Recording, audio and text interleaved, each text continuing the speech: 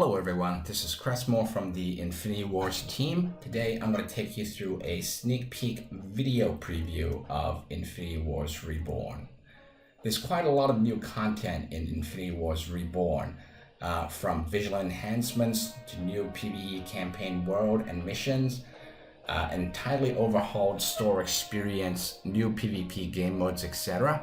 But the important thing I want to emphasize is that Infinity Wars Reborn is a completely new framework whereby we can easily and quickly add new content and continue to enhance the Infinity Wars experience.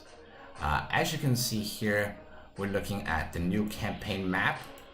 The art and visuals have been completely upgraded. There are now a total of 23 missions in the initial Infinity Wars Reborn launch product, divided into 4 different faction trials, consisting of a Flame Dawn, Genesis Industries, Warpath, and Varroa faction trials. As players complete each faction trial, they will be rewarded with a faction pack for that faction trial that they can take directly into constructed PvP. Another new feature in Reborn is the Fixed Deck Arena. The Fixed Deck Arena is designed to help new players get their first taste of PvP without learning how to build effective decks for the PvP experience.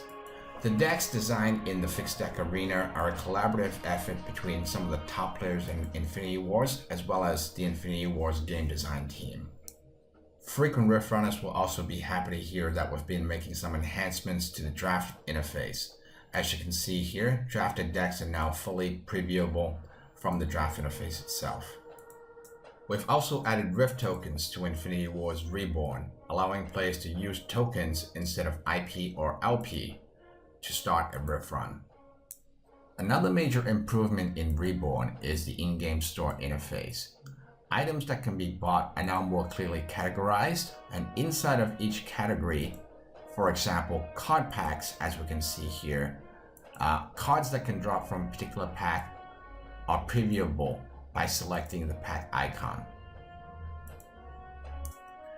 We've also collected feedback from the players and made a number of enhancements to the inventory management interface, as well as the deck opening and pack opening experience as well. Let's buy some Penna packs and go to the inventory and see what that experience looks like.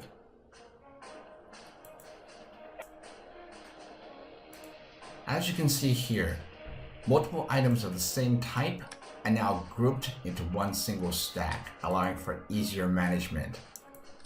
As you can see, the item opening experience in Reborn has been significantly enhanced to make it both more usable as well as more visually appealing to the players. Okay, let's try our luck and open up one of the Warpath faction packs that we just bought before in the store and see what we get. Voila! We have a Hunted Dragon, not too bad.